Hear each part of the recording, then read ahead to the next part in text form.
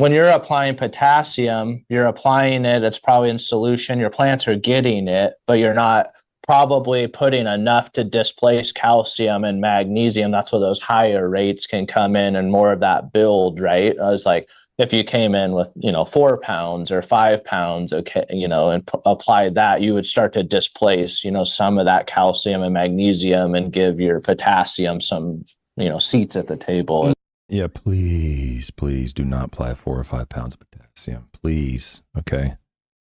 I'm going to get more phone calls about diseases and who knows what else from applying 4 or 5 pounds of potassium, trying to knock off calcium and magnesium.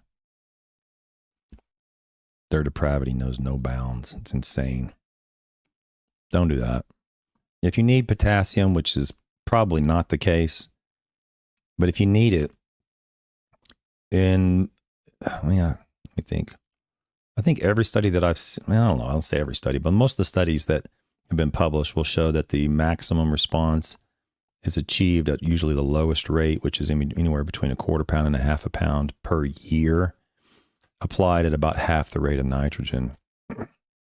And that's probably much, much lower than the average person is applying already. So if you're applying 1/2 pound to 1 pound of K a year total throughout the entire year, I don't care what the soil test potassium says, you got enough, okay? You're not going to be deficient. If anything, you might be applying so much potassium that you might end up moving into the risk category for some diseases to occur. So please don't apply 4 or 5 pounds of potassium. You're not going to build it up in most cases. Okay, there's only so much the soil can hold on the colloids, and everything else would be in solution or has yet to have been dissolved from a fertilizer application. So this idea of building up soils is a huckster's way and a fraudster's way of selling you more nutrients than you need to make more money than you would normally use for your fertilizer application.